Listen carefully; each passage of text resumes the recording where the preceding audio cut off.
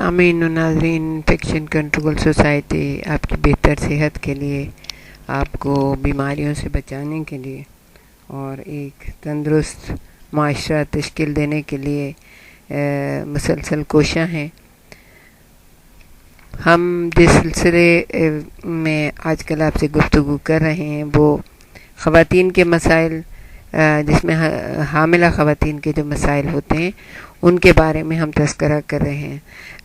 جڑواں بچوں کے حمل کی جو پیچیدگیاں ہوتی ہیں، جو پرابلمز ہوتے ہیں، جو ماں باپ کو جو مسائل اٹھانے پڑتے ہیں اور جس کو اس طرح سے بہتر طریقے سے کس طرح حل کیا جا سکتا ہے، اس کے بارے میں ہم گفتگو کر رہے تھے۔ اب ہم آپ یہ بتائیں گے فیٹس میں نقص کس طرح ہوتا ہے اور کیا اس کے اقسام ہیں۔ نقص خاص طور پر مونوزائگوٹک جڑواں حمل میں ہوتا ہے۔ ایک دوسرے میں پیوست جڑواں بچے مونوزائگوٹک ٹویننگ کی ایک خرابی سے ایسے بچے پیدا ہوتے ہیں، لیکن یہ انتہائی کیمیاب صورتحال ہے۔ اس کی وجہ باربر پیزے کا پوری طرح تقسیم نہ ہونا ہے۔ ایسے بچوں کی پیدائش سیزیرین سیکشن کے ذریعے ہوتی ہے۔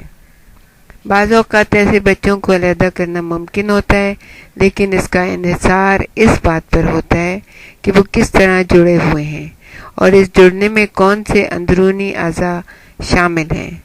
زچگی سے پہلے کے تمام معائنوں سے عام طور پر یہ پتہ چل جاتا ہے کہ سرجری مناسب رہے گی یا نہیں۔ ایک کارڈیک نقص، یہ نقص تقریباً 30,000 زچگیوں میں سے کسی ایک میں واقع ہوتا ہے۔ ایک کارڈیک وہ صورتحال ہے جس میں جڑواں بچوں میں دل ہوتا ہے، نہ اس کا کوئی متبادل نظام، یعنی بچوں میں دل نہیں ہوتا اور اس کا کوئی متبادل نظام بھی نہیں ہوتا۔ وہ دوسرے جڑواں بچے کے دوران خون کے نظام سے پلیسنٹا کے انسٹوموسس کے ذریعے زندہ رہتا ہے۔ فیٹس کے اندر فیٹس، یعنی پہلی صورتحال ایک کارڈیک کی ہے کہ وہ ایک بچے میں دل نہیں ہوتا لیکن وہ پلیسنٹا سے جڑا ہوتا ہے، اس کی شریانیں آپس میں جڑی بھی ہوتی ہیں، اس وجہ سے وہ زندہ رہتا ہے۔ اب فیٹس یہ وہ صورتحال ہے جس میں ایک بچے کے بعض اعضاء دوسرے بچے میں مل گئے ہوں۔ ایسا صرف MZ ٹوین جڑواں بچوں میں ہوتا ہے۔ میل پریزنٹیشن، اگرچہ یوٹرس بڑا اور پھولا ہوا ہوتا ہے لیکن دونوں بچے معمول کے مطابق حرکت نہیں کر سکتے۔ وہ ایک دوسرے کی حرکات کو بند کر سکتے ہیں، جس کے نتیجے میں میل پریزنٹیشن خاص طور پر دوسرے جڑواں بچے میں پیدا ہو سکتی ہے۔ پہلے بچے کی پیدائش کے بعد دوسرے بچے کی پریزنٹیشن بدل سکتی ہے۔ جھلیوں کا وقت سے پہلے پھٹ جانا، ایمنیوٹک مائع کی زیادتی کی وجہ سے ہونے والی میل پریزنٹیشن کے ساتھ جھلیاں وقت سے پہلے پھٹ بھی سکتی ہیں۔ کارڈ کا لٹک آنا، یہ صورتحال بھی میل پریزنٹیشن اور ایمنیوٹک مائع کی زیادتی کے ساتھ واقع ہوتی ہے۔ اس کا زیادہ اندیشہ اس وقت ہوتا ہے جب پریزنٹنگ پارٹ اچھی طرح فٹ نہ ہو۔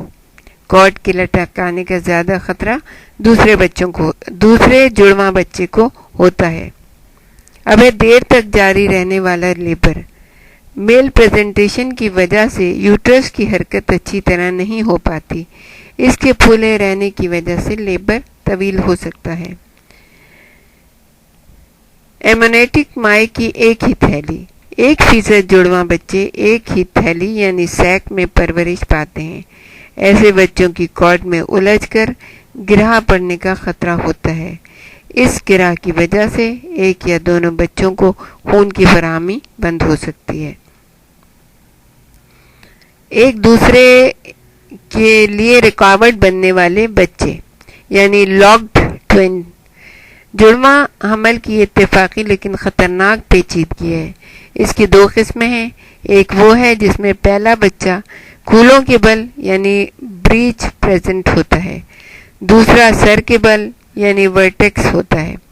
دوسری قسم وہ ہے جس میں دونوں بچے سر کے بل پریزنٹ ہوتے ہیں۔ دونوں صورتوں میں دوسرے بچے کا سر پہلے والے کو مزید نیچے جانے سے روک دیتا ہے۔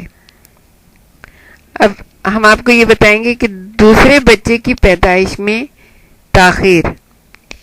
پہلے بچے کی پیدائش کے بعد یوٹرس کی حرکت 5 منٹ کے اندر دوبارہ شروع ہو جانی چاہیے، یعنی 5 منٹ کے اندر یوٹرس دوبارہ حرکت کرنے لگے۔ پہلے بچے کی پیدائش کے 45 منٹ بعد 45 منٹ بعد بھی عام طور پر دوسرے بچے کی پیدائش مکمل ہو جاتی ہے۔ ماضی میں یہ وقفہ 30 منٹ تک محدود تھا۔ اس کی وجہ یہ تھی کہ کارڈ لٹکانے، پلیسنٹا پھٹ جانے اور فیٹس کو پریشانی جیسی پیچیدگیوں کو کم سے کم کرنے کی کوشش کی جا سکے۔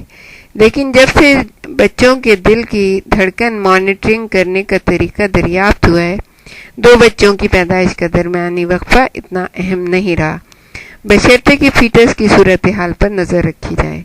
دوسرے بچے کی پیدائش میں تاخیر کی ایک وجہ میل پریزنٹیشن کی وجہ سے یوٹرس کا پوری طرح حرکت نہ کرنا بھی ہو سکتی ہے۔ اس تاخیر کے نتیجے میں یوٹرس میں بچے کو آکسیجن کی فراہمی میں کمی آ سکتی ہے۔ پلیسنٹا کے وقت سے پہلے علیحدگی کی وجہ سے پیدائش پر بچے کا دم گھٹ سکتا ہے۔